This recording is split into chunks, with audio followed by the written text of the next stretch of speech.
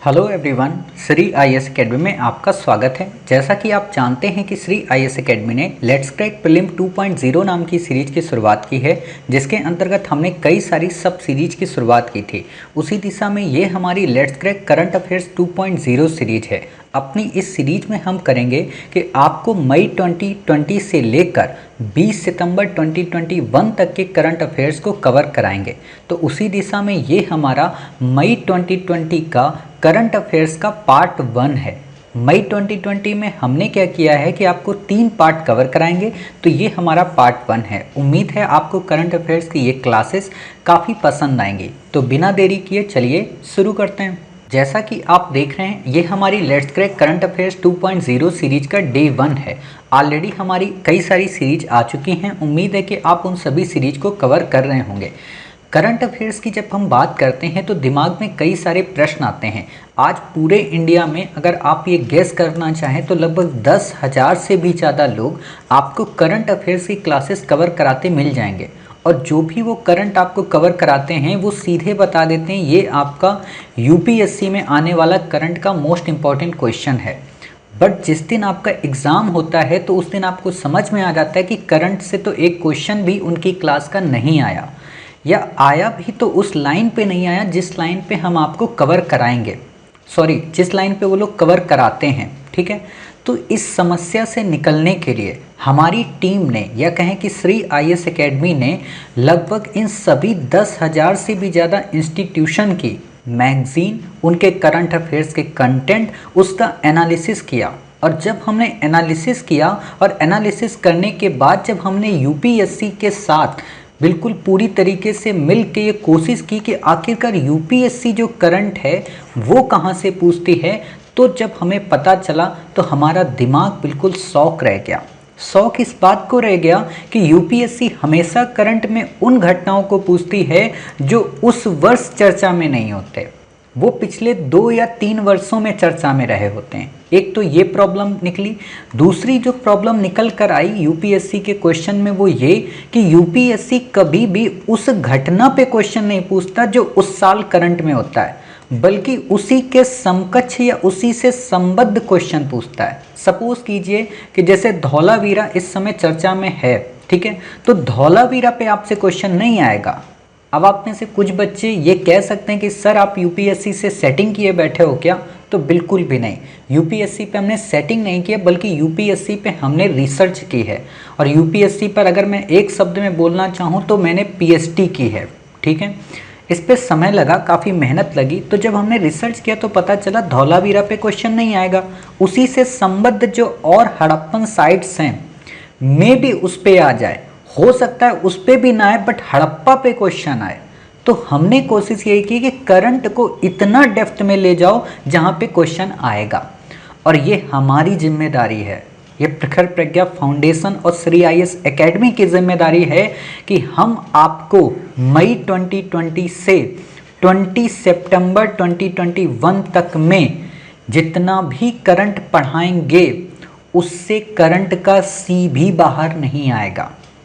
ठीक है, अगर क्वेश्चन बाहर आया तो उसको जो सॉल्व करने का तरीका होगा वो हम आपको अपने 8 वीडियो जो आपको ट्रिक्स और टैक्टिक्स के प्रोवाइड कराएंगे, सिर्फ और सिर्फ उन्हीं बच्चों को जिन्होंने अपना रजिस्ट्रेशन नंबर या उसकी फ़ोटो हमें भेजी है हमारे पर्सनल टेलीग्राम अकाउंट पर, प्रखर प्रज्ञा को या श्री आईएएस एकेडमी को। जिनको ना पता हो वो नीचे टेलीग्राम लिंक पे जाकर हमें पर्सनली मैसेज करें और हम बताएंगे कि आपको क्या करना है। तो उन्हीं को ये ट्रिक जाएगी। ये जब ट्रिक आपके पास जाएगी तो आपके पास जो करंट के क्वेश्चन आते हैं उनको आप देखते यूं ही चुटकियों में कर देंगे। कुछ भी नहीं पता होगा फिर भी कर देंगे, ये मेरी गारंटी है।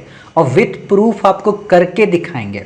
ठीक है, तो खैर वो तो बात की बात है, अभी तो मेनली बात है ये तैयार करना। तो रही बात कि ठीक है आपने 10,000 लोगों पे रिसर्च की, तो आप क्या मंगल ग्रह से करंट लेके आए हो क्या? ये सब के सब मूर्ख हैं या पागल हैं? तो नहीं साहब, वो मूर्ख नहीं है, वो सब के सब ज्ञानी हैं और अद्भुत ज्ञानी हैं। मतलब इतने ज़्यादा ज्ञानी हैं कि वो यूपीएससी से भी 2 कदम आगे निकल गए। एक बात बताओ, यूपीएससी का यहाँ पे सेंटर है, ठीक है, और आप अगर 2 कदम आगे निकल गए तो क्या आप यूपीएससी हो गए? नहीं हुए ना। यूपीएससी तक पहुंचो, उससे आगे कभी मत जाओ। और यही गड़बड़ है, हमें तैयारी कराने वाले जो लोग मिलते हैं वो यही कहते हैं कि हम इतना डेप्थ में पढ़ा देंगे ना कि हम यूपीएससी से हमेशा प्लस पे रहेंगे। तो प्लस का मतलब वही कि हम पार कर जाएंगे। हमें इतना फ्रिक्वेंस होके, इतना कंसंट्रेट होके बिल्कुल सेंट्रलाइज रहना कि इतना ही पढ़ो जितना यूपीएससी में आए, उससे बाहर नहीं। फालतू की बातें नहीं रटना है कि अच्छा अपाचे जो हेलीकॉप्टर हैं वो भारत सरकार ने इतने हजार करोड़ रुपए के खरीदे और हमारे रक्षा मंत्री राजनाथ सिंह जी अपने जो एयर इंडिया एयरफोर्स वन है उस विमान से गए, हालांकि एयरफोर्स वन तो आपका यूएसए का है, उससे गए और उससे जाने के बाद उनको वहाँ पे नाश्ते में एक बढ़िया सी चाय मिली। ये सब थोड़ा ना लिखना है आपको क्वेश्चन कि 2+2 डायलॉग हुआ, 2+3 डायलॉग हुआ, ये नहीं पूछता है। और हम क्या करते हैं कि वो 30 पन्ने की, 70 पन्ने की, 140 पन्ने की करंट अफेयर्स की मैगजीन में यही पढ़ते हैं, तो करंट आते ही नहीं है। करंट का मतलब होता है अफेयर कराना। ये लैंग्वेज आपको समझ में आएगी क्योंकि इस लैंग्वेज से आप लोग बड़ा अच्छे वाकिफ रहते हैं। करंट का मतलब होता है किसी से अफेयर कराना। अब प्रश्न उठता है सर किससे, लड़की से या लड़के से? अरे भाई आप लोगों के दिमाग में एक ही चीज़ चलती है, अफेयर का मतलब होता है कि जीएस के हर एक पोर्शन से अफेयर कराना। जैसे मान लीजिए करंट में कोई घटना आई धौलावीरा, तो अब आपके दिमाग में ये होना चाहिए कि धौलावीरा किससे रिलेटेड है? एंशिएंट इंडिया से। एंशिएंट में भी किससे रिलेटेड हो सकती है? आर्ट एंड कल्चर से। अगर धौलावीरा करंट में चर्चा में है तो मे भी हो सकता है हड़प्पा पे क्वेश्चन आ जाए। हड़प्पा पे क्वेश्चन आ जाएगा तो हो सकता है ट्रेड पे क्वेश्चन आ जाए, हो सकता है उसकी इकोनॉमी पे क्वेश्चन आ जाए, हो सकता है उसके रिलीजन पे क्वेश्चन आ जाए, हो सकता है कि हड़प्पा का जो एडमिनिस्ट्रेशन है उस पर क्वेश्चन आ जाए, हो सकता है कि हड़प्पा की कुछ शब्दावलियाँ उस पर क्वेश्चन आ जाए, हो सकता है कि हड़प्पा की कुछ प्लेसेस की जो मेन फीचर हैं उस पे क्वेश्चन आ जाए। मे भी हो सकता है कि घटनाओं को क्रम में लगाने को दे दे। मे भी हो सकता है कि आपसे ये कह दे कि हड़प्पा में ये जो स्थल हैं ये कौन कौन से स्थल आज भी मतलब वर्तमान में विद्यमान हैं, या इनमें से कौन सा स्थल सबसे बड़ा है, कौन छोटा है, कौन से वो 5 स्थल हैं। तो एक बात बताइए, इतना आप सोच सकते हो? इतना क्या वो चौपतिया जो आपको देती है उसमें होता है? नहीं होता है। बट श्री आईएएस एकेडमी आपको ये सब कराएगी, इतना डेप्थ में आपको कवर करा देंगे कि करंट का भी उससे बाहर नहीं होगा। तो इसलिए पूरी उम्मीद और पूरी तन्मयता और पूरी लगन के साथ, पूरे विश्वास के साथ करंट की क्लासेस करिए, क्योंकि मुझे ये चीज़ पता है कि बाकी में तो आप नहीं भटकेंगे, क्योंकि बाकी मुझे पता है कि बेस्ट उससे बेस्ट आपको नहीं मिल सकता, ठीक है। लेकिन करंट में डाउट रहता है क्योंकि बहुत सारे इस समय है ना, 10,000 लोगों को आप चुनौती कैसे दे सकते हो? तो वही बात है, आप कहीं से भी करंट पढ़े हों अभी तक हमें कोई फ़र्क नहीं पड़ता, बट इस क्लास को देखिए, मई 2020 से लेके आप 20 सितंबर 2021 तक का करंट देख लें।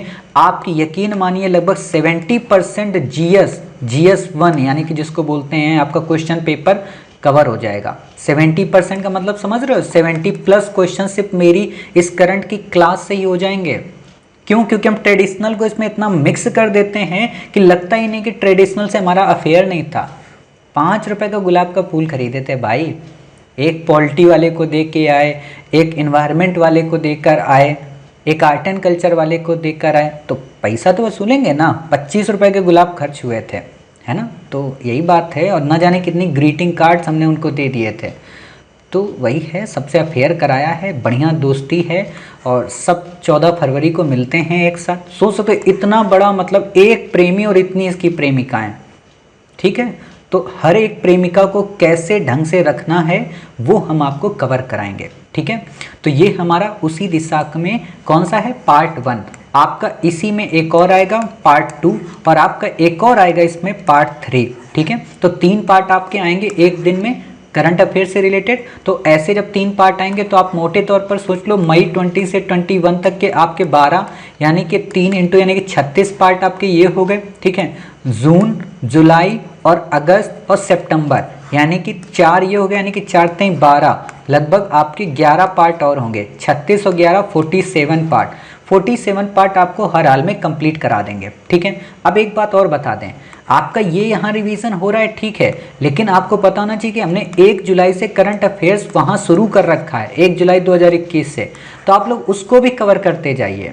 1 जुलाई 2021 से लेकर 31 जुलाई तक का कवर हो चुका है, तो आप उसे भी करिए, तो आपका बार बार रिवाइज हो जाएगा। जब आप उधर खत्म कर लेंगे तब तक यहाँ से फिर से हम रिकॉल करा देंगे, कराएंगे इसको भी। जैसे 1 जुलाई यहाँ कवर करा दिया ना, तो इसको फिर से हम कराएंगे यहाँ पे, वो तो चल रहा है उधर चलता रहेगा, ठीक है। और फिर इनके short note, synopsis, prelim pad सब कुछ कराएंगे, ठीक है। प्रीलिम पैड क्या होता है क्या नहीं होता है, आप टेलीग्राम पर जाएं, वहाँ पे बहुत सारे वीडियो डाले हैं, या फिर आप इसी में यूट्यूब की प्लेलिस्ट में जाएं, वहाँ पे जो प्रीलिम्स की प्लेलिस्ट बनी है उसमें भी देख सकते हैं, वहाँ पे भी हमने आपको कवर करा दिया है, ठीक है। तो बिना देरी किए अब शुरू करते हैं अपनी करंट की क्लास। तो इतनी बातें आप समझ गए। तो हमारा जो पहला आज आर्टिकल है करंट अफेयर्स में, वो है एपेक के बारे में। ऑलरेडी यूपीएससी ने एपेक के बारे में क्वेश्चन ये पूछा था कि भारत क्या इन निम्न में से किसका सदस्य नहीं है, तो एपेक का सदस्य नहीं है, तो आपको ये क्वेश्चन पता होना चाहिए। दूसरी खास बात क्या है कि एपेक वास्तव में है क्या, नाम से ही समझ में आ रहा है, एशिया पैसिफिक इकोनॉमिक कॉपरेशन, यानी कि एशिया और पैसिफिक के। हाँ, एक बात और बता दूं, इसको क्लास को करने से पहले कई सारे बच्चे हमको मैसेज करते हैं, सर मैप की क्लास नहीं कराओगे क्या, मैपिंग से सर क्वेश्चन बहुत आते हैं। ये मतलब मेरे लिए एक तरीके की हंसी वाली बात हो जाती। क्यों? अब में से अधिकांश बच्चों को पता है कि जब एपेक भी पढ़ाते हैं ना, तो आपको एक 3D मैपिंग दिखाते हैं कि देख लो बाबूजी, ये हमारा क्या रीजन है, ये एशिया है और ये पैसिफिक का रीजन है। क्लियर? तो इतनी बढ़िया मैपिंग आपको दुनिया में कहीं मिल पाएगी? इतना जूम जूम करके आपको हम आइलैंड तक दिखा देते हैं कि ये देखो ताइवान है, स्प्रॉटली है, ठीक है। तो 99.99% आपकी ज्योग्राफी की मैपिंग हम इसी करंट में कवर करा दे रहे हैं, ठीक है। इंडिपेंडेंट रूप से कुछ नहीं करा रहे, लेकिन हमने फिर भी, जैसा कि आप जानते हैं कि अगर हमने इसको नाम 2.0 दिया है तो कुछ तो स्पेशल किया होगा ना, तो हमने इसमें मैपिंग का भी एक अलग पोर्शन रखा है। वो आपका 1 सितंबर से रिवाइज होगा, और उसमें क्या रिवाइज कराएंगे, यही सारे जो यहाँ पे हम अलग अलग आपको पढ़ा रहे हैं मैपिंग के, वहाँ पे एक साथ एक एक सिटी, एक एक देश, और जैसे संगठन है ना कि बिम्स्टेक में कौन कौन से मेंबर हैं, तो उनको आपको देश के हिसाब से दिखा दिया। जो शहर इंपॉर्टेंट है अफगानिस्तान के, जैसे इसमें अफगानिस्तान बहुत इंपॉर्टेंट है, और यूपीएससी ने क्वेश्चन पूछा भी है कि मज़ार शरीफ कहाँ पे है, जारांस दिलाराम पे क्वेश्चन पूछा जा सकता है, तो वो कराएंगे, ठीक है। तो वो इंडिपेंडेंट रूप से भी कवर कराएंगे।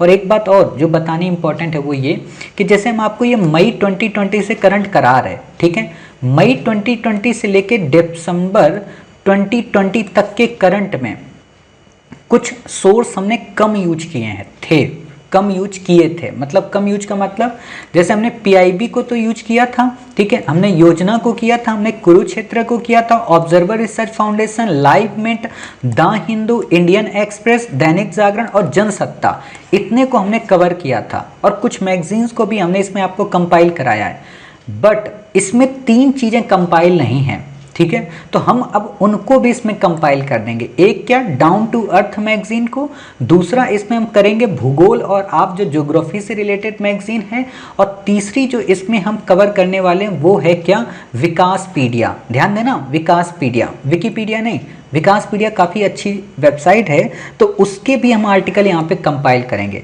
तो होगा क्या कि जैसे मई के हम आपके 47 वीडियो आपके आ जाएंगे, मई से लेके 20 सितंबर तक, इसी के समकक्ष लगभग 3 वीडियो और आएंगे, 3 से 4, जिसमें हम मई 2020 से लेके दिसंबर 2020 तक के करंट अफेयर्स को कवर करा देंगे, जो छूटे हुए आर्टिकल हैं इन वेबसाइट और इन मैगजीन से। कुछ बच्चों के दिमाग में आएगा, सर जनवरी से दुश्मनी है क्या? नहीं भाई, जब आपको जनवरी 2021 का करंट पढ़ा रहे होंगे ना, तो उसमें ये सब होगा, क्योंकि हमने जनवरी से तो कंपाइल कर दिया था, बट हमने उसके पहले नहीं कंपाइल किया है, ठीक है। तो ये आप समझ जाइए, क्योंकि कुछ बच्चों को लगेगा सर ये तो मैगजीन, उस मैगजीन में तो आपका ये आर्टिकल नहीं है, आपने उस मैगजीन का ये आर्टिकल नहीं कराया, वो नहीं कराया। तो जितने भी आर्टिकल और इम्पॉर्टेंट जो इवेंट्स हैं वो रह जाएंगे, वो हम आपको मिसलेनियस में करा देंगे। मोटे तौर पर एक ही चीज़ आप समझ गए होंगे कि छोड़ेगा कुछ भी नहीं, बिल्कुल, क्योंकि हमने आपसे वादा क्या किया है कि हम करेंगे और करके रहेंगे। क्या? प्रीलिम क्लियर, ठीक है। तो देखते हैं, चलिए आर्टिकल को। एपेक के बारे में। जैसा मैंने आपको बता दिया कि इंडिया इसका मेंबर नहीं है, पहले ही मैंने आपको बताया। आपसे क्वेश्चन पूछा जा सकता है कि निम्न में से भारत किसका मेंबर है, किसका नहीं है, ठीक है, तो इसका नहीं है। एशिया पैसिफिक आप यहाँ पे लिख लिया करो, इंडिया सदस्य नहीं है, ऐसे ही काम किया करो। और एक बात और बताएं, जितना करंट अफेयर्स का नोट्स आप खुद से ये लिखेंगे ना, पीडीएफ ऑलरेडी हम प्रोवाइड कराते हैं, 100% आपको याद करने में उतनी ही कम मेहनत लगेगी, ठीक है। तो एपिक का नाम है Asia Pacific economic corporation. Purpose क्या है आपसे क्वेश्चन नहीं पूछेगा, क्योंकि जब सिंपल सी बात है भारत ही मेंबर नहीं तो क्वेश्चन ही नहीं पूछेगा आपसे। दूसरी खास बात क्या है कि 1989 में इसका गठन हुआ था, आपसे क्वेश्चन नहीं पूछेगा। तीसरी खास बात है कि इसमें 21 कंट्री हैं, आपसे क्वेश्चन नहीं पूछेगा। आपको लगेगा सर पे पूछेगा क्या कि भारत सदस्य है कि नहीं है, तो भारत सदस्य नहीं है। यहाँ पे ऐसे लिख लो क्वेश्चन, यहाँ पूछेगा, बाकी आपको यहाँ पे कोई भी लाइन याद करने की ज़रूरत नहीं है। इंपॉर्टेंट क्या है कि इसका हेडक्वार्टर कहाँ है, सिंगापुर में। आप में से कई सारे बच्चों ने सिंगापुर नहीं देखा है, चिंता मत करो, देख लो सिंगापुर कहाँ पे है, ताकि हमसे मत कहना कि सर आपने सिंगापुर आपने हमको नहीं दिखाया, ठीक है।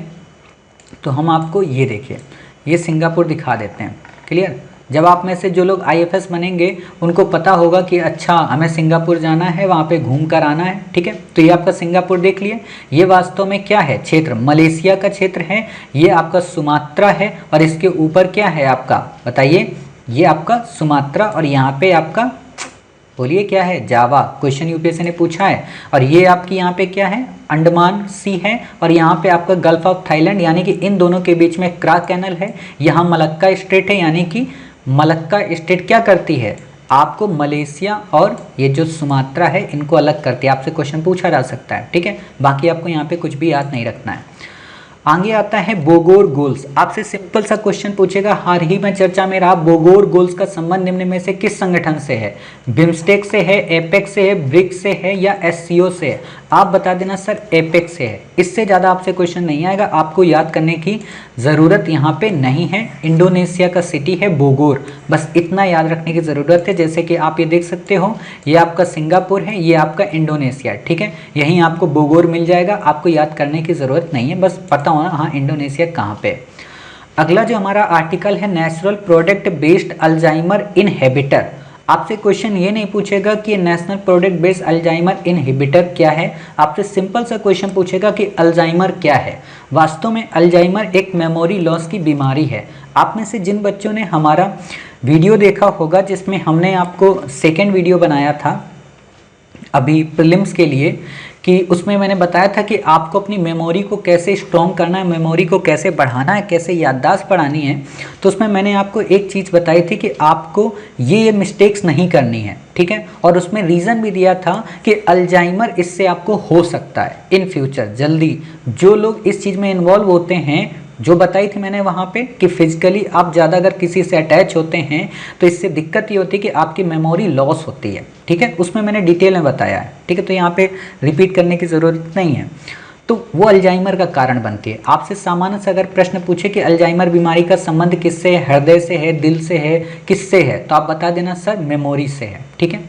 इंपॉर्टेंट बात है कि बर्बेरिन एक ऐसा केमिकल कंपाउंड है, बेरबेरिन एक ऐसा केमिकल कंपाउंड है जो बहुत सारे प्लांट से मिलता है। आपसे सिंपल सा क्वेश्चन पूछेगा, हाल ही में चर्चा में रहा बेरबेरिन क्या है, इसके क्या क्या लाभ हैं, तो आप बता देना कि साहब ये एक कंपाउंड है जो कि काफ़ी सारे प्लांट में मिलता है और काफ़ी सारी बीमारियों के ठीक होने में काम आता है, ठीक है।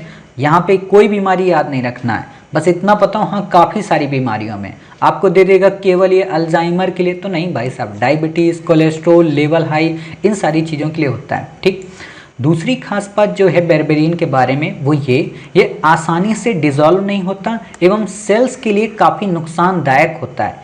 लेकिन बेरबेरिन को बर्डी में मॉडिफाई कर दिया जाता है तो अच्छा है। नहीं समझे, ऐसे समझो कि बेरबेरिन क्या है, एक केमिकल कंपाउंड है, ठीक है। मार्केट से हम कोई केमिकल कंपाउंड लिया है, उस कंपाउंड को अगर हमने मॉडिफाई कर दिया, मतलब लैब में उसके जो भी बीमारी उत्पन्न करने वाले या आपकी बॉडी को नुकसान पहुंचाने वाले जो हार्मफुल उसके वेपन्स हैं या उसके जो केमिकल्स हैं या उसके जो इंसेक्ट्स हैं, कीड़े हैं, उनको अगर हमने हटा दिया तो वो उतना ही शुद्ध हो जाता है और हमारे लिए उपयोगी हो जाता है, ठीक है।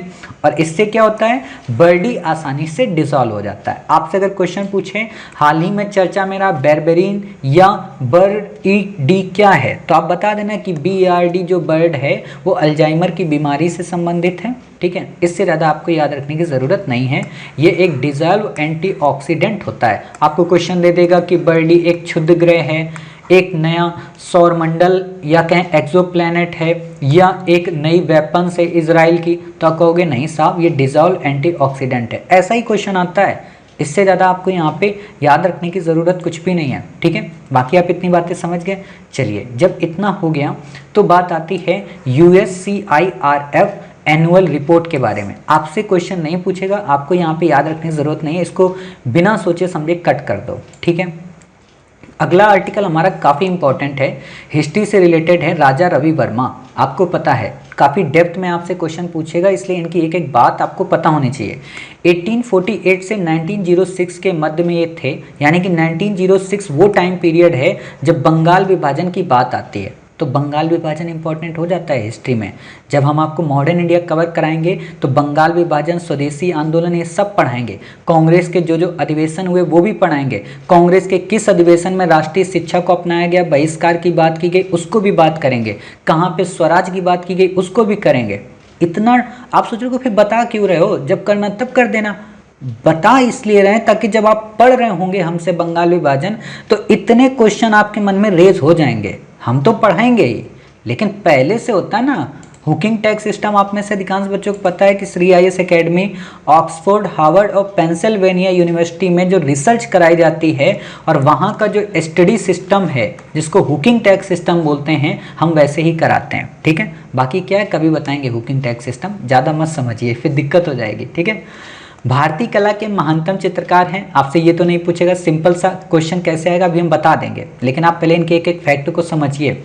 अय्यलम थिलुवर के द्वारा इनको संरक्षण मिला था। त्रावणकोर के जो कि महाराजा थे, फेमस इन्होंने काफ़ी सारे वर्क किए थे, जैसे इन्होंने कई चित्र बनाए थे। एक चित्र इन्होंने बनाया था रानी दमयंती टॉकिंग टू अ स्वान, एक हंस से बात करते हुए रानी दमयंती का इन्होंने चित्र बनाया था। शकुंतला का चित्र बनाया था दुष्यंत को देखते हुए, मतलब आपको पता है ना राजा दुष्यंत और शकुंतला की कहानी के बारे में, ठीक है। Nayyar lady adorning her hair, मतलब एक महिला जो नहा कर आई है और अपने बालों को, होता है ना क्या वर्ड एक बोलते हैं याद नहीं आ रहा, मतलब अच्छा वर्ड है कि बालों को, मतलब बाल जब भीग जाते हैं ना लेडीज़ों के तो वो लोग बाल नहीं है तौलिए से या उससे धुलती हैं, उसको साफ करती हैं, सुखाती हैं। अब मुझे याद ही नहीं है, ठीक है। कभी मैं बोलता था अपनी सिस्टर को, अब याद ही नहीं है, खैर कोई बात नहीं। शांतनु एवं मत्स्यगंध जो नरेश हैं उनके पिक्चर को इसमें दर्शाया गया। आप में पता है शांतनु कौन है? शांतनु ये वही हैं, कौन? भीष्म पितामह के पिताजी, ठीक है, राजा शांतनु महाभारत में, ठीक है। अब बात आती है भारतीय संवेदनशीलता को मर्ज किया यूरोपियन टेक्निक के साथ, मतलब ऐसा नहीं कि इन्होंने केवल स्वदेशी की बात की, इन्होंने यूरोप की भी बातों को अपने साथ मर्ज किया। हिंदू देवी देवता के इन्होंने चित्र बनाए, महाभारत और रामायण के भी चित्र बनाए। 1904 में कर्जन के द्वारा इन्हें कैसरे हिंद की उपाधि भी दी गई और गोल्ड मेडल भी दिया गया। क्लियर, इतने सारे आपने फैक्ट देख लिए। मरकरी पर एक क्रिएटर का नामकरण भी अब 2013 में इन्हीं के नाम पर कर दिया गया है और केरल गवर्नमेंट राजा रवि वर्मा पुष्करम अवार्ड भी जारी करती है। ये तो आपसे क्वेश्चन नहीं पूछेगा। अब बताते हैं क्वेश्चन कैसे आएगा, ठीक है, ध्यान से सुनना। क्वेश्चन आपसे सिंपल सा पूछेगा कि ये भारतीय कला के महानतम चित्रकार हैं, इन्होंने रानी दमयंती, शकुंतला और दुष्यंत जैसे चित्रों को बनाया है। इन्होंने इसके लिए न केवल भारतीय संवेदनशीलता को यूरोपीय टेक्निक के साथ मर्ज किया, बल्कि इन्हें कर्जन के द्वारा कैसरे हिंद की उपाधि भी प्रदान की गई। निम्न में से कौन? Number 1 Abanindranath Tagore, number 2 Rabindranath Tagore, number 3 Raja Ravi Varma, number 4 इसमें आपको दे देंगे इनका नाम, अरे देखिए दिमाग से ही, नंदलाल बोस। हाँ, आपको ये 4 ऑप्शन दे देंगे तो आप लोग को लगेगा सर अवनींद्रनाथ टैगोर होगा, गलत हो जाएगा, ठीक है। तो ये बात याद रखना, ऐसे आपसे सिंपल सा क्वेश्चन पूछेगा। चलिए अगला क्वेश्चन है एरो इंडिया, आपसे बिल्कुल नहीं पूछेगा, याद रखने की जरूरत नहीं है। अब यही होते हैं फालतू के तथ्य, रटो। एरो इंडिया क्यों पूछेगा हमसे क्वेश्चन, ठीक है। चा खाओ काफ़ी इंपॉर्टेंट है, आपसे सिंपल सा क्वेश्चन पूछेगा, चा खाओ हाल ही में चर्चा में रहा, चा खाओ क्या है? तो पहला पता होना चाहिए काला चावल की एक प्रजाति है।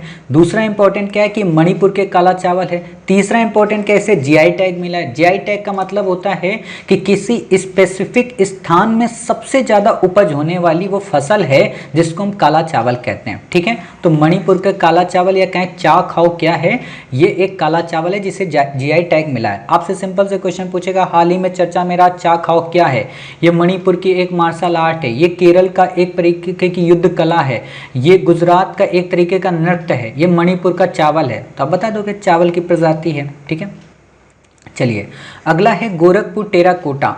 गोरखपुर टेराकोटा नाम से ही समझ में आ रहा है गोरखपुर कहाँ का है, उत्तर प्रदेश का। योगी आदित्यनाथ जी का संसदीय क्षेत्र है। बताओ ये नहीं याद है तो फिर कुछ नहीं याद है। जीआई टैग इसको मिला है। टेराकोटा का मतलब होता है मिट्टी के खिलौने। कुछ बच्चों को लग रहा हो सर टेराकोटा क्या होता है, आपने तो बताया नहीं। अगला है कोविलपट्टी कड़ा मलाई मित्तई। कोविलपट्टी कड़ा मलाई मित्तई को आप सामान्य तौर पर ऐसे समझो, सर्दी आती है, आप लोग मूंगफली के दाने वाली गुड़ की पट्टी खाते हो, मतलब लालच आ गई, लार गिर गई अपने आप, गुड़ की पट्टी का नाम लिया, आप लोगों की जीभ अपने आप लबलबाने लगी। हद करते हो आप लोग। ठीक है, कोविलपट्टी कड़ा मलाई वास्तव में वही होती है पट्टी। अंतर बस इतना होता है कि केवल गुड़ और मूंगफली के दाने नहीं होते, उसमें आपको और भी कई सारी जो पौष्टिक चीज़ें जो इम्यून सिस्टम को बढ़ावा देती हैं उनको भी इसमें डाला जाता है। ठीक है, कहाँ की, तमिलनाडु के। जीआई टैग मिला है। इससे ज़्यादा आपको कुछ भी नहीं याद रखना है। एक लाइन और याद कर लेना कि जीआई टैग जो दिया जाता है वो ministry of commerce and industry के द्वारा दिया जाता है। ठीक है, इससे ज़्यादा आपको कुछ भी नहीं पढ़ना है। इम्पॉर्टेंट जो मोस्ट इम्पॉर्टेंट जो फैक्ट है वो ये आज तक नहीं पूछा गया, हालांकि एक बार एक क्वेश्चन पूछा गया था, वो क्या, ट्रिप्स समझौते से रिलेटेड, कि ट्रिप्स समझौता किससे, किस संगठन से। 2018 में क्वेश्चन आया था WTO से। ठीक है, अब यूपीएससी क्वेश्चन क्या पूछेगी, यूपीएससी की आदत है कि डेप्थ से और डेप्थ में जाना, तो अब क्वेश्चन आपसे पूछेगी कि निम्न में से कौन कौन से संधियां या एग्रीमेंट या कन्वेंशन जीआई टैग से संबंधित हैं। तो आप बता देना साहब, पेरिस कन्वेंशन संबंधित है, लिस्बन एग्रीमेंट संबंधित है और ट्रिप्स समझौता संबंधित है। कमेंट बॉक्स में बताइए कि पेरिस और लिस्बन शहर कहाँ कहाँ के हैं। ठीक है, किस देश के हैं, तो कमेंट बॉक्स में बताइए। चित्थिरई फेस्टिवल, आपसे सिंपल सा क्वेश्चन पूछेगा, हाल ही में चर्चा में रहा चित्थिरई फेस्टिवल कहाँ का है, तो आप बता देना मदुरई शहर का। ठीक है, वार्षिक तमिल मंथ है, मीनाक्षी देवी की पूजा की जाती है। मीनाक्षी देवी कहाँ की है, मंदिर तमिलनाडु में। ठीक है, मदुरई का मीनाक्षी मंदिर आपने सुना होगा, किस राजवंश ने बनवाया, पांड्य राजवंश ने। एक बात और बता दें, यहाँ पे याद रखना, संगम साहित्य जो हुआ था ना, यह संगम जो काल था उसको संरक्षण किसने दिया था, पांड्य राजाओं ने। ठीक है, इंपॉर्टेंट बात, वैगई नदी के दक्षिण में, आपसे सिंपल सा क्वेश्चन पूछेगा कि जो मीनाक्षी मंदिर है वो कावेरी नदी के दक्षिण में है, तो गलत हो जाएगा। बाकी हम ट्रिक्स और टैक्टिक्स में एक फार्मूला और बताएंगे कैसे इनको याद रखना है। ठीक है, खैर अभी मत यहाँ पे बताएंगे, फिर दिक्कत हो जाएगी, लीक हो जाएगा। कुछ तो स्पेशल बताना पड़ेगा ना आप लोगों को कि आप उन 10 लाख बच्चों की भीड़ से अलग निकलें या इस क्लास को देखने वाले उन 100 बच्चों से अलग निकलें। ठीक है, हालांकि अगर 100 हमको रजिस्ट्रेशन भेजेंगे उनको भी हम देंगे, देना सबको ट्रिक, बशर्ते उनको जो लोग रजिस्ट्रेशन नंबर की फ़ोटो हमें भेजेंगे। ठीक है, और आपके उस रजिस्ट्रेशन नंबर का मिसयूज़ नहीं करने वाले, सिर्फ उद्देश्य ये कि हाँ सच में आप एग्ज़ाम दे रहे हैं, कहीं वो ट्रिक किसी और के हाथ में ना जाए। ठीक है, वही बात है, ब्रह्मास्त्र आपको चलाना सिखा रहे, पता नहीं आप अश्वत्थामा बन के लास्ट में पांडवों के पुत्रों को ही मार दें, तो वो नहीं होना चाहिए। ठीक है, अतुल्य क्या है, सिंपल सा क्वेश्चन आपसे पूछेगा, हाल ही में चर्चा में रहा अतुल्य क्या है। ये एक स्टेरलाइजर है। स्टेरलाइजर का मतलब एक तरीके का माइक्रोवेव होता है। माइक्रोवेव का मतलब कि कोई भी मतलब वस्तु है, ठीक है, उस वस्तु को आप बाहर से लेकर आए, हो सकता है उसमें कोविड-19 के कुछ वायरस हों, तो अतुल्य में आप उसके सामने रख दीजिए, वो सारे के सारे उन कीड़े मकोड़ों को मार देता है। ठीक है, इससे ज़्यादा आपको याद रखने की ज़रूरत नहीं है, बाकी सब फालतू की चीज़ें हैं। बनाया किसने, डीआरडीओ ने। डीआरडीओ किस मिनिस्ट्री के अंतर्गत आता है, डिफेंस हेडक्वार्टर न्यू दिल्ली। अब जो काफ़ी इंपॉर्टेंट रिपोर्ट है वो याद रखना है, global report on internal displacement. नाम से ही समझ में आ रहा है कि डिस्प्लेसमेंट की बात की जा रही, तो कोई ना कोई ऐसा मैकेनिज्म होगा जो डिस्प्लेसमेंट वाला ही होगा, तो याद करने की उतनी ज़रूरत ही नहीं है। कौन जारी करता है, इंटरनल डिस्प्लेसमेंट मॉनिटरिंग सेंटर के द्वारा जारी की जाती है। इससे ज़्यादा आपको नहीं याद रखना है। इंपॉर्टेंट क्या है, location Syria, democratic Congo, Ethiopia, Burkina Faso, Afghanistan. ठीक है, आप कमेंट बॉक्स में बताना कि इनमें से किस देश से कर्क रेखा होकर गुजरती है। ठीक है, आपको एक बार हम लोकेशन दिखा देते हैं सभी देशों की, मे भी हो सकता है आपको पसंद आएगा। ठीक है, जैसे ये आप देख रहे हैं, ठीक है, पाकिस्तान है, ये अफगानिस्तान आपको दिखा, ये ईरान, ये तुर्कमेनिस्तान, ये टर्की आपका हो गया, ये आपका इराक हो गया, ठीक है, ये आपका सीरिया हो गया। ठीक है, ये आपने सीरिया देख लिया। अब बात आती है कांगो की। ठीक है, तो कांगो आपको हम दिखाते हैं, ये इथोपिया, ये केन्या, ये युगांडा, ये तंजानिया, ठीक है, चाड, नाइजीरिया, गबन हो गया। क्लियर, यहाँ पे आपका Zambia, Zimbabwe, Angola, clear, Namibia, ये सारे आपको देश पता होने चाहिए कौन कौन कहाँ पे हैं। लीबिया हो गया आपका, मोरक्को हो गया, ट्यूनीसिया हो गया, ठीक है, माली हो गया आपका। क्लियर, ये Togo, Benin, Ghana, Guinea. Clear, Congo कहाँ गया आपका, ये देखो, Democratic Republic of the Congo और Republic of the Congo, 2 Congo हैं। ठीक है, तो ये सारी चीज़ें आपको दिखा दी। ठीक है, बाकी बुर्किना फासो वगैरह आप ढूंढिए, सारी चीज़ें हम ही थोड़ा ना बताएंगे। ठीक है, आपको यहीं पे मिल जाएगा बुर्किना फासो, देखो दिखा देते हैं, नहीं तो आप लोग नाराज़ हो जाओगे। ये देखो साउथ टाइम है, ठीक है, आपको बुर्किना फासो, यहाँ पे 1 मिनट, बुर्किना, ये देखो वेस्ट अफ्रीका में। क्लियर, ये देखो आपको मिल गया बुर्किना फासो। ठीक, चलिए इतनी सारी बातें हो गई, तो अब देखते हैं आगे।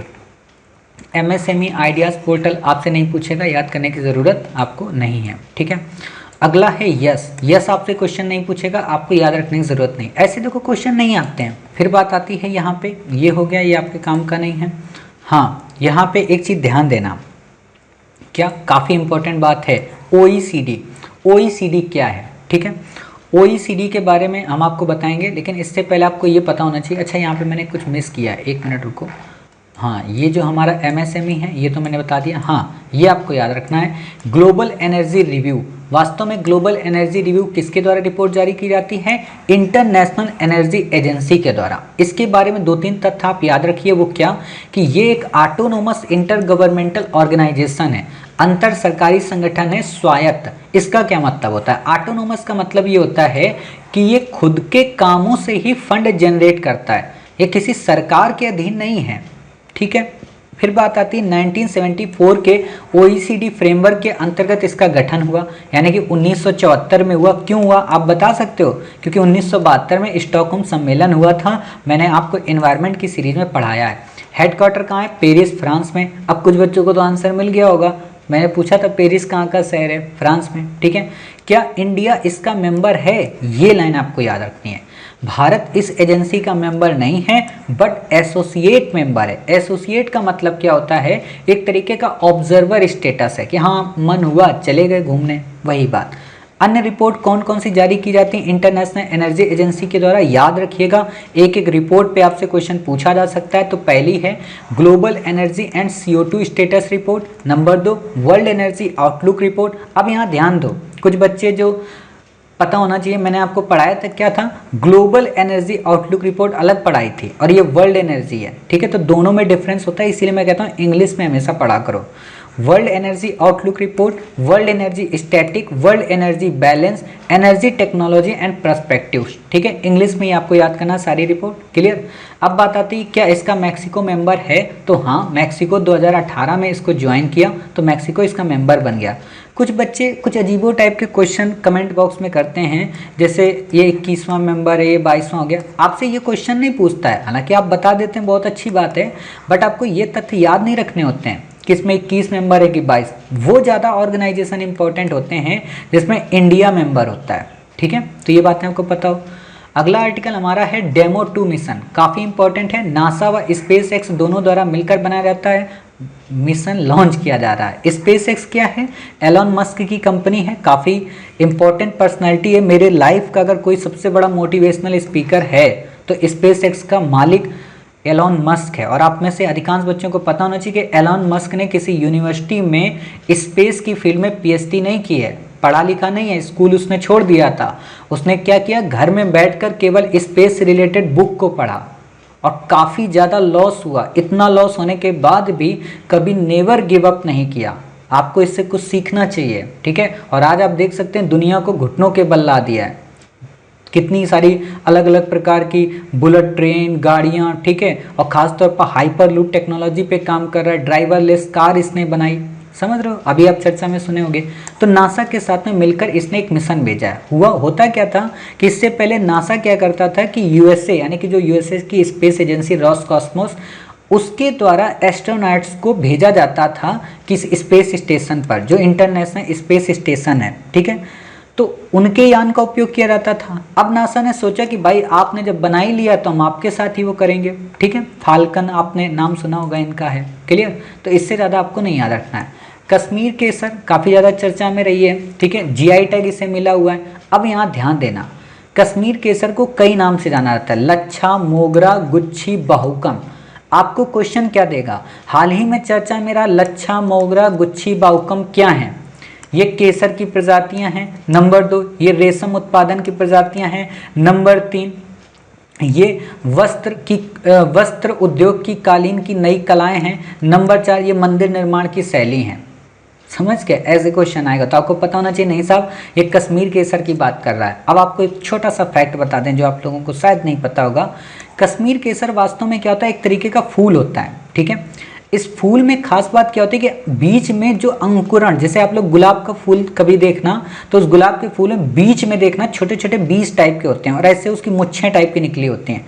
चलो गुलाब के फूल को छोड़ दो, गुड़हल के फूल को देखना, बीच में उसमें एक ऐसी धार निकली होती है ना, वैसा ही कश्मीर के केसर में पिंक कलर के फ्लावर होते हैं, उसमें निकली होती है।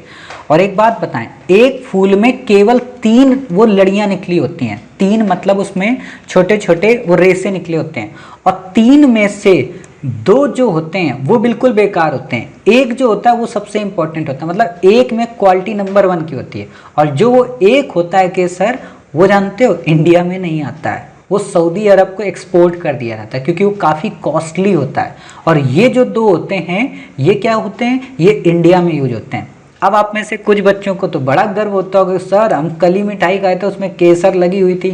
तो आपको बता दें भाई साहब, इस समय जितनी भी मिठाई की दुकानें आपको नॉर्मल मिलती हैं मार्केट में, ना तो वो पिस्ता का यूज करते हैं और ना ही केसर का यूज करते हैं। आप लग रहा हो सर ऐसा कैसे कर सकते हो, जो वो हरा हरा आपको दिखता है ना वो पिस्ता नहीं होता है, वो मूंगफली के दाने होते हैं, उनको कलर करके बेहतरीन बारीक काटा जाता है, ठीक है। जो आपको लाल लाल कलर का वो केसर दिखता है वो केसर नहीं होता है, बल्कि जो गत्ते होते हैं ना, कार्टून जो आप लोग अपने घर में यूज करते हो, उन्हीं को बारीक, या कहेंगे कुछ ऐसी लकड़ियां आती हैं जो खाने योग्य होती हैं, उनको बिल्कुल बारीक काटा जाता है और उसको कलर कर दिया जाता है क्यों केसर लगे।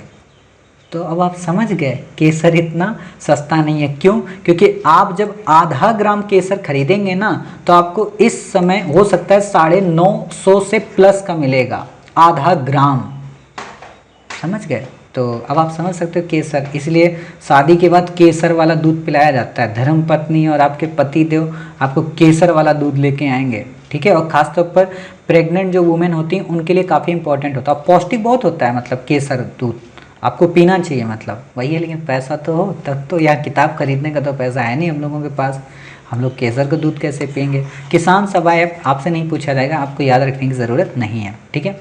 अगला आर्टिकल देखते हैं। अगला है इकोसेंस, आपसे नहीं पूछेगा, ये एक बायो सेंसर है। बायो सेंसर का मतलब क्या है कि जैसे आप में से अधिकांश लड़कियां लॉकेट टाइप का पहनते होंगे, ठीक है, मतलब आप लोग वो पहनते हो ना चैन वगैरह, तो बिल्कुल ये वैसे ही है, ठीक है। और जो बीच में नहीं आपकी एक होती है, मतलब कोई भी सोने की या चांदी की या हीरे की कोई भी चीज़ होती होगी, तो ये जैसे होती है, तो इसी में ये भी लगा होता है इकोसेंस। तो जो ही आप अपना हाथ ऊपर करेंगे ना मुंह की तरफ, तो ये सेंसर बता देगा भाई मत करो हाथ ऊपर, कोरोना होगा, समझ गए। इसको बोलते हैं इकोसेंस।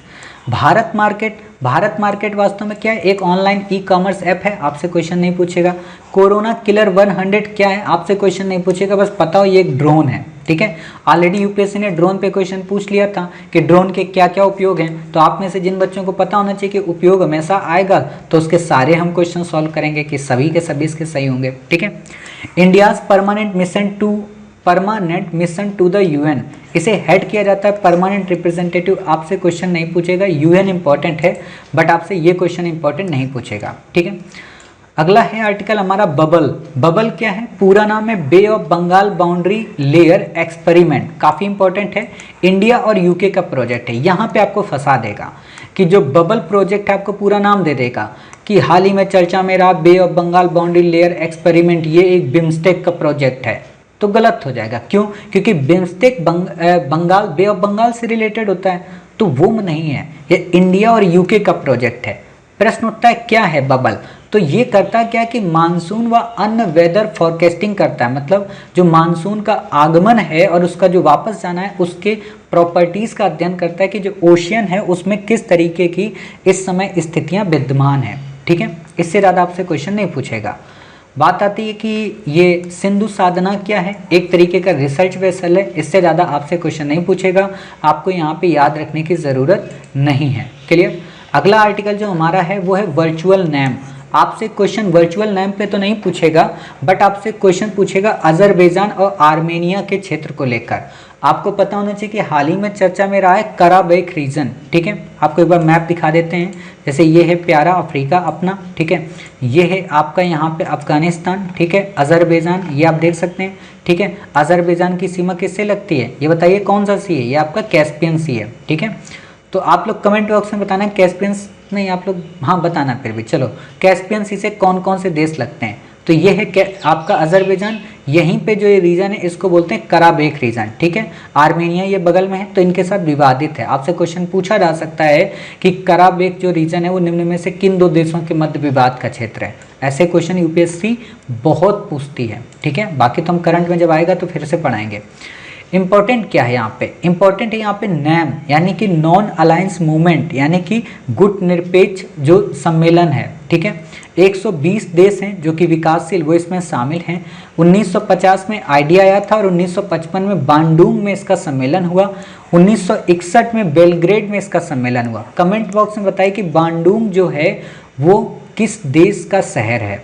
ठीक है, यूएन के बाद सेकेंड लार्जेस्ट प्लेटफॉर्म है। इससे ज़्यादा आपको यहाँ पे क्वेश्चन याद नहीं रखना है। ठीक, चलिए, अफ्रीकन स्वाइन फीवर, नाम से ही समझ में आ रहा अफ्रीकन है तो अफ्रीका का ही होगा। इंपॉर्टेंट बस ये है कि ये एक वायरल डिजीज है, यानी कि ये वायरस से होती है, ना कि बैक्टीरिया से, ना कि फंगस से और ना ही पैरासाइट से। तो ये आपको याद रखना है कि अफ्रीकन स्वाइन फीवर किससे होती है? वायरस से। आपसे ऐसा ही क्वेश्चन अब की बार आएगा, हालांकि हम आपको बताएंगे जब हम आपको जनवरी फरवरी का करंट पढ़ा रहे होंगे, और वैसे भी हम आपको बहुत कुछ बता देते हैं कि निम्न में से कौन कौन से वायरस से संबंधित हैं, कौन कौन से फंगस से हैं। ठीक है, मानव में भी बट खतरनाक नहीं है, एक डीएनए वायरस की तरह स्वाइन फ्लू से अलग होता है।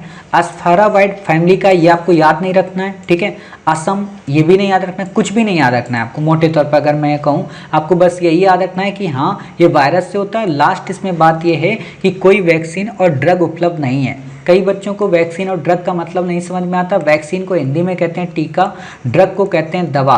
वैक्सीन उनको दी जाती है जो इस वायरस से प्रभावित नहीं हुए। जैसे आपको कोरोना नहीं हुआ है तो आप जो इस समय ले रहे हैं वो वैक्सीन ले रहे हैं। ड्रग उनको दिया जाता है जिनको कोरोना हो जाता है, यानी कि ड्रग बीमारी होने की बाद की दवा है और वैक्सीन बीमारी ना हो उससे पहले की दवा है। ठीक है, गिलगिट बाल्टिस्तान, आप अब एक चीज़ बताना, गिलगिट बाल्टिस्तान आप पढ़ रहे हो, 2020 का एक करंट है मई का। मैंने तो कोई अमेंडमेंट नहीं किया, मैंने जिन बच्चों को पढ़ाया था इससे पहले ऑफलाइन में, तो गिलगिट बाल्टिस्तान मैंने पढ़ाया था। और आपको पता होना चाहिए यूपीएससी ने क्वेश्चन ये पूछा है कि सियाचिन जो है वो गिलगिट बाल्टिस्तान के उत्तर में कि दक्षिण में कि पश्चिम में। ठीक है, अभी हम आपको दिखाएंगे। पीओके के 2 पार्ट्स हैं, ठीक है, उसी में है गिलगिट बाल्टिस्तान। अब आपको लोकेशन दिखा देते हैं। तो ये देखिए आपका प्यारा भारत है, ठीक है, ये जम्मू कश्मीर रीजन है। अब जम्मू कश्मीर ये जो रीजन है यहाँ पे आपको मिलता है ये गिलगिट बाल्टिस्तान। आपको यहाँ पे एक बार हम मैप के ज़रिए दिखाने की कोशिश करते हैं। तो ये आप देखिए गिलगिट बाल्टिस्तान, ठीक है, ये आपका गिलगिट बाल्टिस्तान की लोकेशन है। अब यहाँ पे देखो गिलगिट बाल्टिस्तान है, ठीक है, और आपका यहाँ पे सियाचिन है। तो सियाचिन के ये उत्तर में हुआ गिलगिट बाल्टिस्तान या सियाचिन इसके उत्तर में हुआ? सियाचिन इसके उत्तर में नहीं है ना, सियाचिन इसके दक्षिण में है। ठीक है, तो ये बातें आपको याद रखनी है। ऐसे मैपिंग का उपयोग होता है। बाकी हम आपको 3D मैपिंग जब कराएंगे ना तो उसमें ओरिजिनल पिक्चर भी आपके साथ शेयर करेंगे, और किया भी है। जो प्रीलिम पैड होती है उसमें हम ये पिक्चर शेयर करते हैं। बहुत सारी चीज़ें हैं, एक जगह हम आपको कुछ नहीं देने वाले, सब अलग अलग जगह से मिक्स करके देते हैं ताकि अन्य बच्चे फ़ायदा ना उठा पाएँ आपके सिवा। एंटीबॉडीज़ फ्रॉम लामास, आपसे क्वेश्चन नहीं पूछेगा। ठीक है, लामास क्या होता है? बिल्कुल भी इंपॉर्टेंट नहीं है। इंपॉर्टेंट बस इतना है कि IUCN में इसका स्टेटस क्या है, तो लिस्ट कंसर्न है। हम आपको IUCN में जितनी भी स्पीसीज होंगी उनकी आपको लिस्ट प्रोवाइड कराएंगे प्रीलिम पैड में, केवल आपको उन्हें याद रखना है, उससे ज़्यादा कुछ भी नहीं। केंडू लीफ क्या है, केंडू या टेंडू लीफ, अभी हमने जो जुलाई का करंट पढ़ा रहे थे तो वहाँ पे भी हमने आपको बताया था, ठीक है। उड़ीसा का ग्रीन गोल्ड है, इसीलिए कहते हैं ये कई बार रिवाइज हो जाता है। और मैंने उसमें बताया था कि मध्य प्रदेश सबसे बड़ा लार्जेस्ट है, उसके बाद क्या है, उड़ीसा है। और आपसे कमेंट भी पूछा था कि ये किस प्रकार का वन है। Global report on food crisis, ठीक है, आपसे क्वेश्चन नहीं पूछेगा कि किसके द्वारा इसे जारी किया गया है, क्लियर। क्यों, क्योंकि काफ़ी सारे इंटरनेशनल ह्यूमैनिटेरियन का नेटवर्क है डेवलपमेंट, उनके द्वारा। हाँ, यहाँ पे आपको घुमाने के लिए कर सकता है कि ये FAO के द्वारा जारी की जाती है क्या, तो नहीं, इसे global network against food crisis के द्वारा जारी किया जाता है। रिपोर्ट को भी हम आपको प्रोवाइड कराते हैं प्रीलिम पैड में, वही रिपोर्ट केवल आपको याद करने की ज़रूरत है, सारी नहीं याद करने की ज़रूरत है, ठीक है। Horn of Africa Eritrea, Djibouti, Ethiopia और सोमालिया के अंतर्गत शामिल है। जब भी आप हॉर्न ऑफ अफ्रीका पढ़ते हैं तो इसका मतलब क्या होता है, जैसे ये आप देख रहे हैं, ये प्यारा भारत, ये अफ्रीका, ये है हॉर्न, हॉर्न का मतलब सींग बनी है, ठीक है। अब यहाँ पे आप देख लीजिए चारों देश, इन्हीं चारों देश पे आपसे क्वेश्चन पूछा है। ये आपकी ऊपर लोकेशन है इरिट्रिया की, ठीक है, ये आपकी यहाँ पे लोकेशन है इथोपिया की, ये आपकी जिबूती की और ये आपकी सोमालिया की। कमेंट बॉक्स में हमें ये बताइए कि लाल सागर को गल्फ ऑफ अडन किस संधि के अंतर्गत जोड़ती है, ठीक है, यानी कि लाल सागर और गल्फ ऑफ अडन किस संधि के द्वारा जुड़े जाते हैं। दूसरा कमेंट बॉक्स में बताइए कि लाल सागर से कौन कौन से देश लगते हैं। देखो कमेंट में बताओगे आपका फायदा, मेरा कोई फायदा नहीं, क्योंकि आप सर्च करोगे, ढूंढोगे तो आपको चीज़ें याद होंगी, और यही सब हुकिंग टैग सिस्टम है, ठीक है। तो कमेंट बॉक्स में जरूर बताइए, आलसी और मक्कारी मत करिए, वरना प्रीलिम किसी भी हाल में नहीं होने वाला, ठीक है।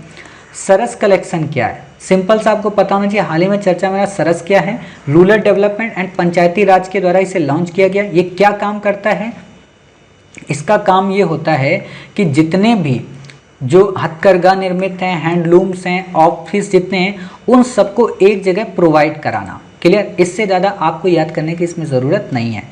टोमन क्या है, टोमन वास्तव में ईरान की एक नई करेंसी है। आपसे सिंपल सा क्वेश्चन पूछेगा, हाल ही में चर्चा में रहा टोमन क्या है, एक ईरानी जिहादी ग्रुप है। नंबर 2, ये तालिबानों की एक नई मिसाइल है। नंबर 4, ये फिलिस्तीन का मिसाइल मैकेनिज्म सिस्टम है। सब गलत हो जाएगा, ये ईरान की एक करेंसी है। इससे पहले क्या होती थी, रियाल करेंसी होती थी, ठीक है। ईरान की लोकेशन आप देख लीजिए, काफ़ी इंपॉर्टेंट है खासतौर पर भारत के लिए। आपको अच्छे से पता होना चाहिए कि ईरान में भारत क्या बना रहा है, चाबहार पोर्ट, चाबहार पोर्ट बना रहा है, बिल्कुल सही बात है। पाकिस्तान क्या बना रहा है अपने यहाँ, ग्वादर पोर्ट, ये देख रहे हो, ये चाबहार पोर्ट है, ठीक है, ये आपका चाबहार पोर्ट है। तो ये ईरान है, ठीक है। ईरान की सीमा वास्तव में किससे लगती, पर्शियन गल्फ से। आपसे क्वेश्चन पूछा जा सकता है कि ईरान की सीमा किससे लगती है, और यहाँ का एक इंपॉर्टेंट पोर्ट है, क्या नाम है, बंदर अब्बास, वो आपको याद होना चाहिए, क्लियर। जैसे बंदर लेंगता है, ठीक है, बंदर अब्बास यहाँ का सबसे मोस्ट इंपॉर्टेंट पोर्ट है, ये आप देख सकते हैं, ठीक। और अभी यहाँ पे इसको चोक कर दिया गया था, और यहाँ पे सबसे ज़्यादा पायरेसी होती है, आपको अच्छे से पता है, समुद्री लुटेरे जो पायरेट्स होते हैं वो आते हैं, क्लियर। और आपको पता है ईरान की सीमा कैस्पियन से भी लगती है, देखो मैंने क्वेश्चन बता दिया आपका, ठीक है। तो इतना ही आपको याद रखना है। UN the lost at home report काफ़ी इंपॉर्टेंट है, आपसे क्वेश्चन पूछेगा। ऐसे क्वेश्चन बहुत आते हैं कि हाल ही में चर्चा में रहा मोमेंटम फॉर चेंज किससे संबंधित है, तो ऐसा ये भी पूछेगा, हाल ही में चर्चा में रही लॉस्ट एट होम रिपोर्ट किसके द्वारा जारी की गई, यूनिसेफ के द्वारा। इससे ज़्यादा आपको नहीं याद रखना है। यूनिसेफ 1946 में गठन किया गया था, इसे नोबेल पीस प्राइज भी मिला है 1965 में। आपसे साधारण सा प्रश्न पूछेगा कि यूनिसेफ के बारे में बताइए, ठीक है, इसे नोबेल प्राइज मिल चुका था, आप कहोगे बिल्कुल मिला है। हेडक्वार्टर न्यूयॉर्क में, काम क्या करता है, बच्चों की हेल्प करता है, सिंपल सी बात है। यूनाइटेड नेशन इंटरनेशनल चाइल्ड, ठीक है, फंड है, उससे रिलेटेड है, क्लियर। चलिए, साइलेंट हाइपोक्सिया, साइलेंट हाइपोक्सिया क्या है, इसको हम आपको समझाने की कोशिश करते हैं, ठीक है। हेल्थ का है तो बिल्कुल इजी ढंग से आप समझ सकते हैं क्या है। जब ब्लड में पर्याप्त ऑक्सीजन उपलब्ध नहीं होती है तो इस अवस्था को क्या कहते हैं, हाइपोक्सिया। मतलब हमारे बॉडी में जो वेसल्स हैं उसमें ब्लड जाता है, तो कई बार क्या होता है कि ब्लड में ऑक्सीजन नहीं हो पाती। जैसे आपको जमुहाई आती है तो वो क्यों, क्योंकि आपकी बॉडी में ऑक्सीजन की कमी हो गई, और आपने अगर पानी नहीं पिया तो नींद आ जाएगी। और कई बार क्या होता है, जो लोग ज़्यादा पानी नहीं पीते हैं तो उनके लिए बड़ी एक प्रॉब्लम बनकर उभरती है, तो इसे हाइपोक्सिया कहते हैं, ठीक। इसमें दिमाग काम नहीं करता, चक्कर आने लगता है, ठीक है। पल्स ऑक्सीमीटर का उपयोग किया जाता है। लेकिन जब इसी ब्लड में ऑक्सीजन की कमी हो और सांस लेने में तकलीफ हो, और कोविड के मरीजों को ये हो जाए और हमें कुछ दिनों बाद पता चले कि अरे बाप रे, कोविड-19 के जो पेशेंट हैं उनको भी हाइपोक्सिया हो गया है, तो हम इसे नाम कहते हैं साइलेंट हाइपोक्सिया। साइलेंट क्यों? क्योंकि कोविड-19 के मरीजों को कुछ दिनों बाद पता चलता है, यानी कि चुपचाप हाइपोक्सिया अपना काम करता रहता है। ठीक है, इसलिए आपको ऐसे समझना है। सांस लेने की तकलीफ का कारण शरीर में CO2 का लेवल बढ़ना होता है। सिंपल सी बात है, कार्बन डाइऑक्साइड बढ़ेगी तभी तो आप ज़्यादा से ज़्यादा सांसें लेंगे। क्लियर? अगला है गरुड़ पोर्टल। आपको बस इतना पता होना चाहिए गरुड़ पोर्टल किससे संबंधित है? Government of authorisation of relief using drones, यानी कि ड्रोन के उससे संबंधित है। अभी हमने आपको पढ़ाया था क्या? Corona killer 100। ठीक है, अब आप देख रहे हो ड्रोन पे कितने आर्टिकल थे, इसीलिए 2020 में क्वेश्चन पूछा था 4 अक्टूबर को। समझ सकते हो? और जिन बच्चों ने पढ़ा था वो करके आए थे सही क्वेश्चन ये वाले, तो इसीलिए आप विश्वास रखिए, एक भी करंट का क्वेश्चन बाहर नहीं होगा। ये हमने बनाया थोड़ा ना है, ये तो तब का रिटन है। आप अब की स्लाइड आप देखते होगे तो उसमें श्री IAS ऐसे नहीं लिखा होता, उसमें छोटे छोटे श्री IAS लिखे होते हैं। ठीक, पुलित्जर पुरस्कार आपसे नहीं पूछेगा, बस पता हो ये USA का न्यूज़पेपर, मैगजीन, ऑनलाइन जर्नलिज्म उनको दिया जाता है। UPSC पुरस्कार पे क्वेश्चन नहीं पूछती, PCS वाले पुरस्कार पे क्वेश्चन पूछते हैं। लॉन्ग मार्च 5 रॉकेट आपसे नहीं पूछेगा, बस पता होना चाहिए। क्यों? क्योंकि चाइना है पड़ोसी देश का है। ठीक है, USA केवल एकमात्र देश है जिसने चंद्रमा पर पहली बार मानव भेजा था। ठीक है, वंदे भारत व समुद्र सेतु मिशन क्या है? आपको पता है कि विदेशों में भारतीय फंसे थे तो उनको वापस लाने के लिए किया गया, और आपको पता है कि भारत में वंदे भारत वो रेल भी चलती है। ठीक है, तो आपको पता होना चाहिए। स्ट्राइन गैस क्या है? आपको पता है कि विशाखापट्टनम के क्षेत्र में स्ट्राइन गैस का रिसाव हुआ था, काफ़ी सारे लोग इससे मरे थे। तो ये ज्वलनशील लिक्विड है। आपसे सिंपल सा क्वेश्चन पूछेगा किस लिए उपयोग होता है? काफ़ी सारे कामों में इस्तेमाल किया जाता है, लाइक जैसे फाइबर बनाने में, ग्लास बनाने में। और ये होता कैसे स्ट्राइन गैस? तो कई सोर्सेज से निकलता है, जैसे व्हीकल से धुआं, cigarette, natural floods and vegetable. आपसे क्वेश्चन क्या पूछेगा?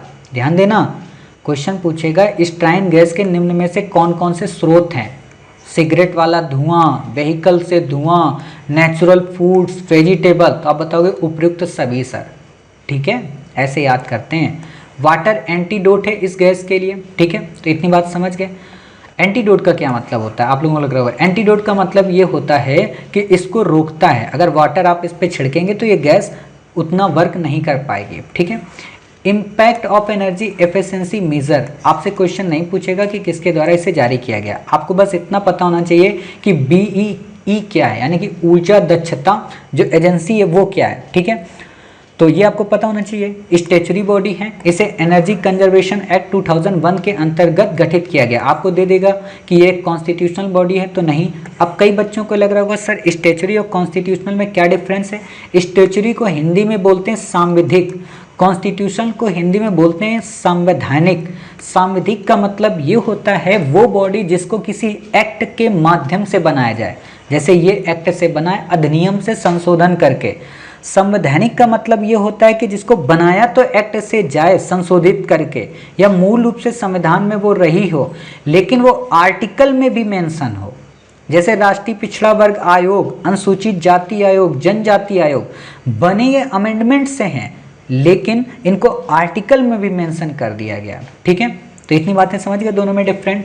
सारफेसी एक्ट आपसे क्वेश्चन तो नहीं पूछेगा बट बेसिक पता होना चाहिए सारफेसी एक्ट होता क्या है। पूरा नाम है securitisation and reconstruction of financial assets and enforcement of security act of 2002। आपको याद नहीं रखना, इतना बड़ा वो आपको नाम दे देते हैं। ठीक है, बस इतना पता होना चाहिए सारफेसी जो एक्ट है वो किससे संबंधित है? वो संबंधित है बैंकों से। क्या होता है वास्तव में इसमें? क्या होता है कि जैसे किसी भी व्यक्ति ने बैंक से लोन ले लिया, उसने लोन नहीं चुकाया, NPA हो गया यानी कि नॉन परफॉर्मिंग एसेट हो गया, तो बैंक को काफ़ी सारी पावर होती है कि जिस चीज़ को गारंटी में रख कर उसने लोन लिया था उसको बेच दिया जाए, उसकी नीलामी कर दी जाए। ठीक है, तो उसी से संबंधित है। इसमें हुआ क्या है कि सुप्रीम कोर्ट ने कहा है कि जो कोऑपरेटिव बैंक्स होते हैं वो भी अब इस एक्ट के अंतर्गत आएंगे। आपसे क्वेश्चन क्या पूछा जा सकता है कि सारफेसी एक्ट के संदर्भ में बताइए। नंबर 1, इसमें केवल और केवल वाणिज्यिक बैंक आते हैं, कोऑपरेटिव बैंक नहीं आते। प्रश्न उठता है कोऑपरेटिव बैंक क्या होते हैं, वाणिज्यिक बैंक क्या होते हैं, दोनों में डिफरेंस है। क्या डिफरेंस है? वाणिज्यिक जो बैंक होते हैं वो लाभ पर आधारित होते हैं, कोऑपरेटिव बैंक्स लाभ पर आधारित नहीं होते। वाणिज्यिक जो बैंक होते हैं वो आरबीआई के हर एक नियम को फॉलो करते हैं, जबकि कोऑपरेटिव जो बैंक्स होते हैं उसमें ऐसा नहीं होता, वो कम नियम को फॉलो करते हैं। ठीक है, कोऑपरेटिव जो बैंक्स होते हैं वो सार्वभौमिक नहीं होते, यानी कि स्पेसिफिक एरिया पे ही काम करते हैं। ठीक है, जैसे क्षेत्रीय ग्रामीण बैंक। लेकिन जो वाणिज्यिक बैंक होते हैं वो क्या होते हैं, वो एक तरीके के सार्वभौमिक बैंक होते हैं। वो लोन भी देते हैं, बीमा भी कराते हैं और भी सुविधाएं देते हैं। बाकी इकोनॉमी में पढ़ाएंगे, इकोनॉमी में काफ़ी इंपॉर्टेंट टॉपिक हम कवर कराएंगे, वहीं से मैंने आपको ये रिवाइज कराया है। ठीक है, फिर बात आती है बैंकों को काफ़ी सारी इससे पावर मिल जाती है, इसमें बताने की तो ज़्यादा ज़रूरत है नहीं। अब क्या है कि खेती की ज़मीन इसमें नहीं बेची जाती, ये बात ध्यान रखना। आप किसी भी प्रॉपर्टी को बेच सकते हैं बट खेती की ज़मीन को आप नीलाम नहीं कर सकते। ठीक, एनसेफ क्या है, एक तरीके का फेस मास्क है। आपको पता है उस समय मास्क नहीं होते थे, 3 लेयर का मास्क है। वर्ल्ड हेल्थ असेंबली, आपसे सिंपल सा क्वेश्चन पूछेगा, वर्ल्ड हेल्थ असेंबली क्या है? ताइवान को इसका सदस्य बनाया जाए, इस बात की मांग हो रही है। WHO की सबसे बड़ी डिसीजन मेकिंग, ठीक है, बॉडी है। 194 इसमें कंट्री हैं, काफ़ी सारे काम करती है। इंपॉर्टेंट क्या है? इंपॉर्टेंट है इसका हेडक्वार्टर जिनेवा में है। और दूसरी इंपॉर्टेंट बात है ताइवान की लोकेशन, आप ये देख सकते हो ताइवान की लोकेशन, ये मैंने आपको बताया साउथ ईस्ट चाइना सी में है। ठीक है, तो ये यहाँ पे आप देख सकते हैं काफ़ी सारे आइलैंड है, छोटे छोटे, पार्सल आइलैंड, स्प्रॉटली आइलैंड। ठीक है, ये स्प्रॉटली आपसे क्वेश्चन पूछा जा सकता है कि पार्सल और स्प्रॉटली कहाँ पे, तो आप बता देंगे साउथ चाइना सी में। दूसरा क्वेश्चन आपसे पूछा जा सकता है कि ताइवान कहाँ पे। तीसरा क्वेश्चन आप कमेंट बॉक्स में बताइए, क्या ताइवान कर्क रेखा से होकर गुजरता है? बहुत सारे क्वेश्चन मैं दे रहा हूँ, देखिए सिंपल सी बात है, रिवाइज करा रहा हूँ करंट, तो इतने क्वेश्चन आप अटेम्प्ट करिए, वरना यूपीएससी में अटेम्प्ट करने लायक आप नहीं रहेंगे। हिदायत है, समझ गए? हर एक क्वेश्चन को अटेम्प्ट करिए, रिसर्च करोगे, तैयारी करोगे, कोऑपरेटिव ढंग से करोगे, यूपीएससी निकल जाएगा। मक्कारी करोगे नहीं निकलेगा। ठीक है, अगला आर्टिकल है हमारा रविन्द्रनाथ टैगोर, काफ़ी इंपॉर्टेंट, जैसे राजा रवि वर्मा वैसे रविन्द्रनाथ टैगोर। क्यों इंपॉर्टेंट? मोदी जी भी तो रविन्द्रनाथ टैगोर बन रहे हैं, इसलिए इंपॉर्टेंट। ठीक है, 159 बर्थ एनिवर्सरी मनाई गई। इनको गुरुदेव नाम से जाना जाता है, गुरुदेव इनका टाइटल है। वर्चुअल टूल लॉन्च किया गया है इन्हीं के नाम पर। मल्टी टैलेंटेड थे, मतलब एक बात आपको बताऊं ना, टैगोर फैमिली में जितने भी बच्चे पैदा हुए, मतलब लेडी से लेके जेंट्स तक, सब के सब अद्भुत, मतलब पूरा के पूरे बंगाल को ही नहीं बल्कि पूरे भारत को हिला कर रख दिया। ठीक है, विश्व भारती नाम का इन्होंने इंस्टीट्यूशन का गठन किया था। 2 देशों का राष्ट्रगान बनाया, एक भारत का, ठीक है, आमार सोनार बांग्ला के रूप में, और दूसरा बांग्लादेश का। ठीक है, भारतो भाग्य विधाता से राष्ट्रगान लिया गया है, क्लियर? भारतो भाग्य विधाता से राष्ट्रगान। बांग्लादेश का आमार सोनार जो बांग्ला है वो बांग्लादेश का। गीतांजलि के लिए इन्हें नोबेल प्राइज मिला था। कई बच्चे सोचते हैं कि बांग्लादेश यह राष्ट्रगान के लिए मिला था, तो नहीं, गीतांजलि के लिए मिला था। अब यहाँ पे 2 बातें और बता दें आपको, वो क्या हिस्ट्री से रिलेटेड है। जब आप राष्ट्रगान पढ़ते हैं तो राष्ट्रगान में लास्ट में आपको 3 बार जया है जया है जया है मिलता है, और 4 बार आपको जया जया जया जया है मिलता है। ठीक है, इनका क्या मतलब? 3 बार जया है का मतलब होता है तीनों लोकों में जय जयकार हो। ठीक है, 4 बार जया है जया जय का मतलब होता है चारों दिशाओं में जय जयकार हो। ये दोनों तथ्य समझ गए। दूसरा जो तथ्य आपको बताना चाहता हूँ वो क्या, कि राष्ट्रगान जो ये लिखा गया था, ये राष्ट्र के लिए नहीं लिखा गया था, ये जॉर्ज पंचम के 1911 में भारत आगमन पर लिखा गया था। किस लिए? कि जॉर्ज पंचम जब आए थे तो उनके आने पर उनको खुश करने के लिए उनके सामने ये बातें बताई गई थी, इसीलिए इन्हें फिर नोबेल प्राइज भी दिया गया। क्या उन्होंने बातें बताई जॉर्ज पंचम के सामने जाकर, कि देखो भाई, जन के गण के मन के अधिनायक तुम ही हो, तुम ही भारत के भाग्य विधाता हो। समझ गए? इसका ये मतलब होता है। इसीलिए क्रिटिसिज्म होता है कभी कभी कि इस राष्ट्रगान को बदल के हम आज़ाद हिंद फौज का जो राष्ट्रगान है उसे अपनाएं। आप कभी YouTube पर सर्च करना आज़ाद हिंद फौज का राष्ट्रगान, जो राजकुमार राव की भी मूवी आई ना, सुभाष चंद्र बोस, काफ़ी अच्छा गाना है, बहुत अच्छा, जरूर सुना करें। उसमें बहुत अच्छी अच्छी बातें, वर्ड बहुत अच्छे उसमें यूज किए गए हैं, गीतांजलि से भी ज़्यादा अच्छे वर्ड उसमें हैं। ब्रिटिश साम्राज्यवाद का इन्होंने विरोध किया था, गांधी से पूरी तरह सहमत नहीं थे, राखी उत्सव की इन्होंने शुरुआत की। आपसे क्वेश्चन दिया रहेगा कि ब्रिटिश साम्राज्यवाद का इन्होंने समर्थन किया था, तो आप कहोगे नहीं साहब, विरोध किया था। ठीक है, गांधी जी से पूरी तरह से सहमत नहीं थे। बंगाल माटी बंगाल जोल गीत लिखा, जो कि बंगाल विभाजन के समय काफ़ी लोकप्रिय रहा। आपसे सिंपल सा क्वेश्चन कैसा बनेगा? बिल्कुल वैसा, क्या कि इन्होंने ब्रिटिश साम्राज्यवाद का विरोध किया था, ये गांधी से पूरी तरह सहमत नहीं थे। इन्होंने राखी उत्सव की शुरुआत की थी। इन्होंने 2 देशों के राष्ट्रगान को संपन्न कराया तथा इन्हें गीतांजलि तो नहीं देगा, तब तो समझ ही जाओगे, ठीक है। इन्होंने बंगाल माटी और बंगाल जोल नामक गीत लिया जो कि बंगाल विभाजन के समय काफ़ी लोकप्रिय हुआ। निम्न में से कौन सी पर्सनैलिटी है? नंबर 1 बाल गंगाधर तिलक, नंबर 2 दादा भाई नौरोजी, नंबर 3 आपका रविन्द्रनाथ टैगोर और नंबर 4 आपका गोपाल कृष्ण गोखले। समझ गए? ऐसे क्वेश्चन पूछेगा। सर्जिंग ग्लेशियर आपसे नहीं पूछेगा, बस इतना पता होना चाहिए काराकोरम श्रेणी में है, हिमालय में, ठीक है। अफगानिस्तान के बखान कॉरिडोर से गिलगिट बाल्टिस्तान तक में ये फैला हुआ है, ठीक है। इंपॉर्टेंट क्या है? इंडिया, पाकिस्तान, चाइना, अफगानिस्तान और तजाकिस्तान ये हिमालयन रीजन के अंतर्गत आते हैं। क्लियर? इससे ज़्यादा आपको यहाँ पे पढ़ने की कुछ भी ज़रूरत नहीं है। ब्लैक पैंथर क्या है? नेत्रावली सेंचुरी गोवा में पाया गया है। आपको बस इतना पता होना चाहिए कि नेत्रावली जो सेंचुरी है वो कहाँ पे है, तो गोवा राज्य में, ठीक है। इससे ज़्यादा आपको याद नहीं रखना। दूसरा याद जो इंपॉर्टेंट है वो क्या है? मेलानिन पिगमेंट, ठीक है। ये ज़्यादा होता है इनमें। मेलानिन पिगमेंट क्या होता है? एक तरीके का रसायन होता है जिस कारण ये ब्लैक दिखते हैं। पैंथर का मतलब चीता, है ना। आपने मूवी देखी होगी 1 और 1 11, उसमें उसका नाम था, जो हीरो था ना, उसका नाम था पैंथर, पैंथर ऐसे बोलता था, है ना। आपको देखो सब कुछ याद दिला देते हैं। अब मूवी मत देखने लगना 1 और 1 11, ठीक है। बात आती है कुछ इंपॉर्टेंट बर्ड सेंचुरी की, देखते हैं। गोवा में महादेवी वाइल्ड लाइफ सेंचुरी, दूसरा कोटीगांव वाइल्ड लाइफ सेंचुरी गोवा में है, तीसरा नेत्रावली, ठीक है। इंपॉर्टेंट क्या है? नेत्रावली रिवर यहाँ से गुजरती है। आपको दे देगा नेत्रावली जो बर्ड सेंचुरी है वो कावेरी और कृष्णा के मध्य है, सॉरी कृष्णा नदी के मुहाने पर है, गलत हो जाएगा, ठीक है। या आपको दे देगा कि ये एक तरीके की कावेरी नदी पर है, तो गलत हो जाएगा, ठीक है। तो आपको बस इतना पता होना चाहिए गोवा में कौन कौन से नेशनल पार्क हैं या सेंचुरी हैं। नेत्रावली, महादेवी, कोटीगांव, ठीक है। कोटीगांव इसलिए कंफ्यूज हो सकते हैं क्योंकि कोरिंगा, तो कोरिंगा अलग है, वो आंध्र प्रदेश में। कोटीगांव कहाँ पे है? गोवा में। क्लियर? चलिए इतनी बातें याद हो गई। कवल टाइगर सेंचुरी कहाँ पे, ये आप बताना। टाइगर रिजर्व, ठीक है, या नेशनल पार्क तेलंगाना में, याद रखना। Doctor Salim Ali bird sanctuary कहाँ पे? गोवा में। Bondla wild life sanctuary Goa में। इसको मोस्ट इंपॉर्टेंट याद कर लेना, क्यों?